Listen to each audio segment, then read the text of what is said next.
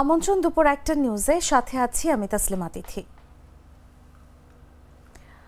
শেখ মুজিবুর রহমানের অসমাপ্ত আত্মজীবনী ঘিরে নতুন বিতর্কের জেরে পুলিশের সাবেক মহাপরিদর্শক জাবেদ পাটোয়ারি সহ ১২৩ জনকে নজরদারিতে রেখেছে দুর্নীতি দমন কমিশন। তাদের বিরুদ্ধে বইটি রচনা ও সম্পাদনা করে সরকারি পদ, অর্থ ও ফ্ল্যাট নেওয়ার অভিযোগ উঠেছে। দুদক জানিয়েছে গোয়েন্দা কার্যক্রম শুরু হয়েছে এবং শীঘ্রই পরবর্তী পদক্ষেপ নেওয়া হবে।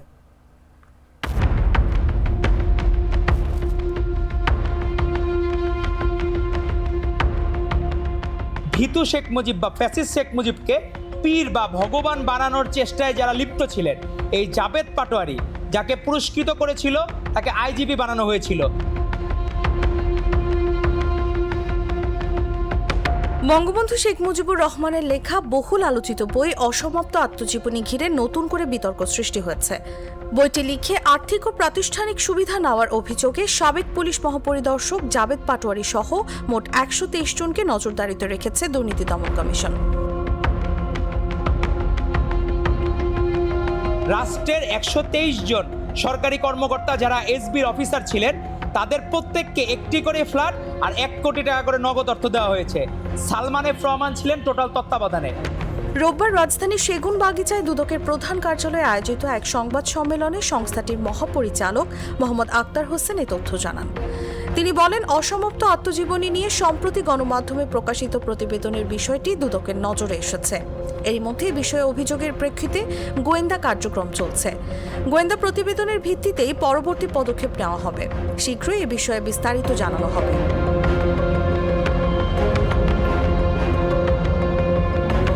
২০১২ সালে অসমাপ্ত আত্মজীবনী প্রকাশের পর বইটি নিয়ে দেশে বিদেশে ব্যাপক আলোচনা হয়। ক্ষমতাচ্যুত প্রধানমন্ত্রী শেখ হাসিনা দাবি করেছিলেন, বঙ্গবন্ধুর লেখা ৪টি খাতা সম্পাদনা ও সংশোধনের মাধ্যমে বইটি প্রকাশ করা হয়েছে।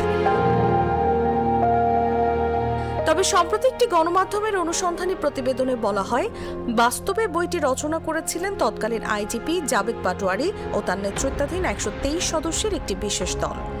এর বিনিময়ে তারা সরকারি পদ, নগদ অর্থ ও ফ্ল্যাট পান। এই সংবাদ প্রকাশের পর বিষয়টি নিয়ে ব্যাপক আলোড়ন তৈরি হয়েছে। ঢাকা মহানগর গোয়েন্দা পুলিশের সাবেক প্রধান মোহাম্মদ হারুনুর রশিদ সহ ১৮ কর্মকর্তাকে চাকরি থেকে সাময়িক বরখাস্ত করেছে সরকার।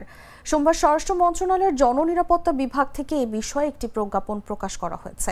রাষ্ট্রপতির আদেশক্রমে প্রজ্ঞাপনে সই করেন উপসচিব নাসিমুল গনি। সাময়িক বরখাস্ত হওয়া কর্মকর্তাদের মধ্যে ৩ জন ডিআইজি, ৬ জন অতিরিক্ত ডিআইজি, ৪ জন পুলিশ সুপার, ৪ জন অতিরিক্ত পুলিশ সুপার এবং ১ জন সহকারী পুলিশ সুপার পদমর্যাদার কর্মকর্তা রয়েছেন।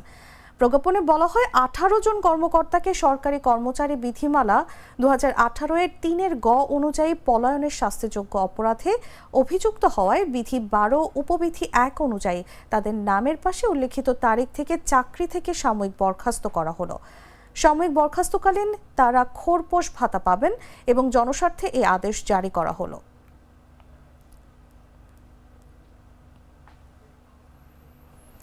আঠারো বছর আগে বরখাস্ত ৩২৮ উপজেলা নির্বাচন কর্মকর্তাকে চাকরিতে পুনর্বহালের নির্দেশ দিয়ে আপিল বিভাগের পূর্ণাঙ্গ রায় প্রকাশ করা হয়েছে। এছাড়াও তাদের সব সুযোগ সুবিধা ফেরত দেওয়ার নির্দেশও দেওয়া হয়েছে। সুপ্রিম কোর্টের ওয়েবসাইটে ১৭ পাতার এই রায় প্রকাশ করা হয়েছে। এদের মধ্যে মারা যাওয়া ৩ জনের পরিবারকে আইন অনুযায়ী প্রাপ্য সুবিধাদি দেওয়ার নির্দেশ দেওয়া হয়েছে। আপিল বিভাগ তার পর্যবেক্ষণে বলেছেন, নির্বাচন কমিশনের সিদ্ধান্তের বিরুদ্ধে আপিল করা ছিল স্বাধীন সার্বভৌম ক্ষমতার উপর অসাংবিধানিক হস্তক্ষেপ। বিএনপি ও জামায়াতে ইসলামীর তৎকালীন জোট সরকারের আমলে নিয়োগ পাওয়া ৩২৮ জন কর্মকর্তাকে রাজনৈতিক বিবেচনায় নিয়োগ দেওয়ার অভিযোগে তত্ত্বাবধায়ক সরকারের আমলে ২০০৭ সালের ৩রা সেপ্টেম্বর চাকরিচ্যুত করা হয়। ২০২২ সালের ১লা সেপ্টেম্বর আপিল বিভাগের দেওয়া রায়ের বিরুদ্ধে আপিল ও ৪টি পৃথক রিভিউ আবেদনের শুনানি শেষে প্রধান বিচারপতি সৈয়দ রেফাত আহমেদের নেতৃত্বাধীন ৫ বিচারপতির আপিল বেঞ্চ এ রায় দেন।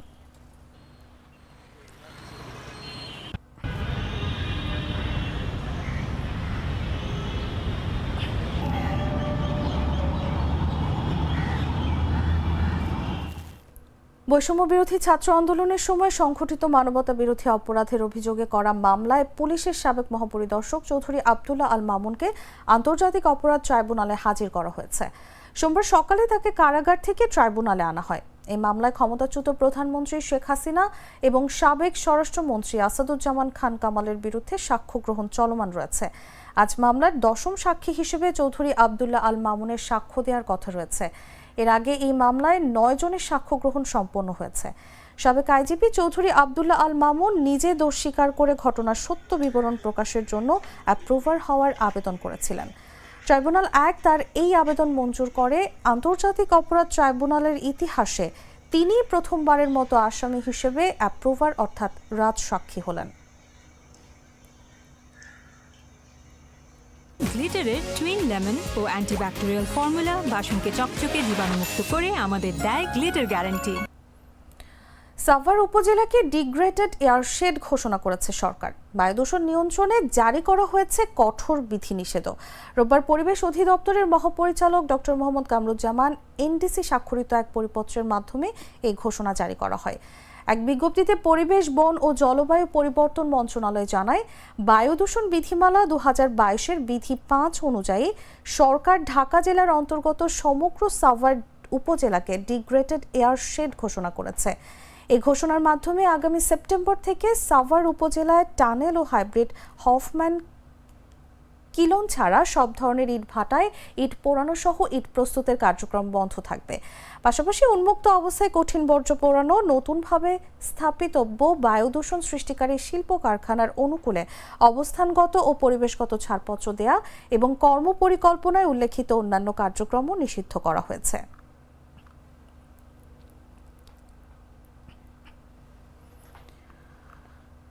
দেশের 7 জেলার ওপর দিয়ে সর্বোচ্চ 60 কিলোমিটার বেগে ঝড় ও বজ্রসহ বৃষ্টির সতর্ক বার্তা দিয়েছে আবহাওয়া অফিস। সোমবার সন্ধ্যা 6টা পর্যন্ত দেশের অভ্যন্তরীণ নদীবন্দরগুলোর জন্য দেয়া এক সতর্ক বার্তায় এ তথ্য জানানো হয়।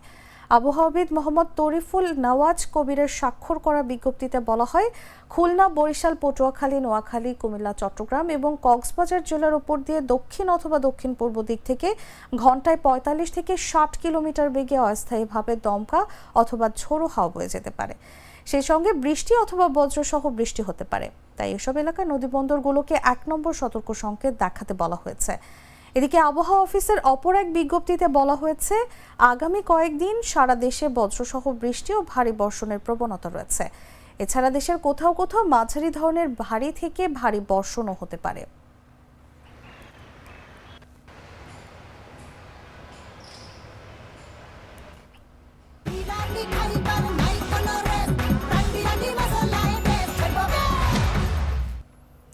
জানাবো আন্তর্জাতিক সংবাদ।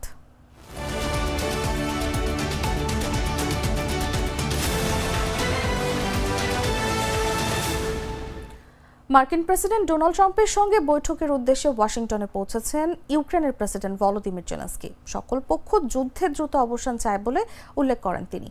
জেলেনস্কি স্থানীয় সময় রোববার রাতে ওয়াশিংটনে পৌঁছে স্থায়ী শান্তির আহ্বান জানিয়েছেন। সামাজিক মাধ্যমে পোস্ট করা এক বিবৃতিতে দ্রুত এবং নির্ভরযোগ্যভাবে এই যুদ্ধ শেষ করার দৃঢ় ইচ্ছা পোষণ করেন।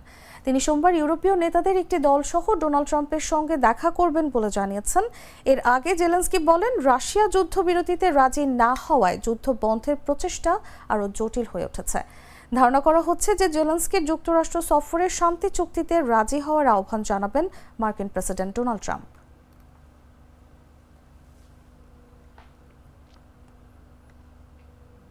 সংবাদ শেষ করব খেলার খবর জানিয়ে।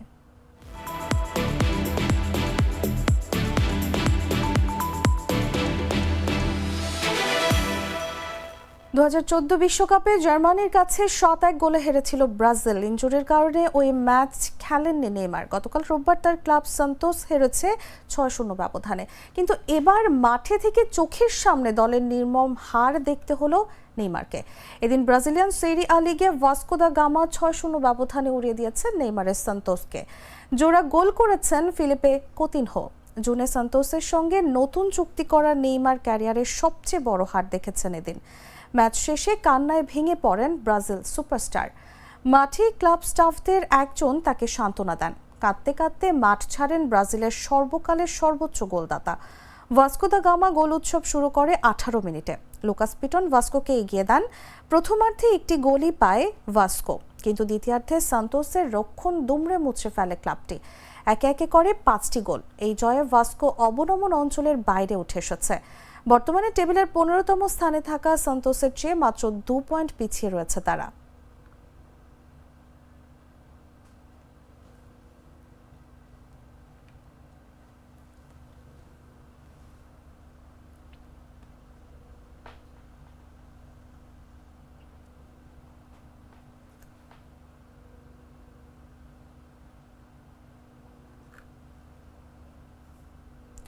সংবাদ শেষ করার আগে শিরোনামগুলো জানিয়ে দিব আরও একবার।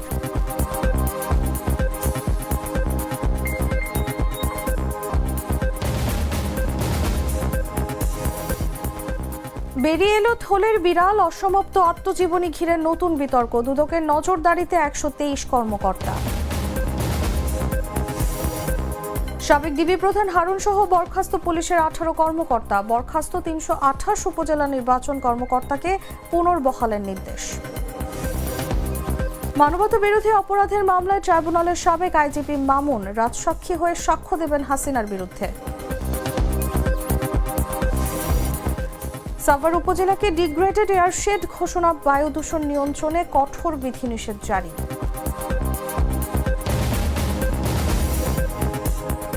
এবং ট্রাম্পের সঙ্গে বৈঠক, ওয়াশিংটনে পৌঁছেছেন জেলেনস্কি, জানালেন স্থায়ী শান্তির আহ্বান।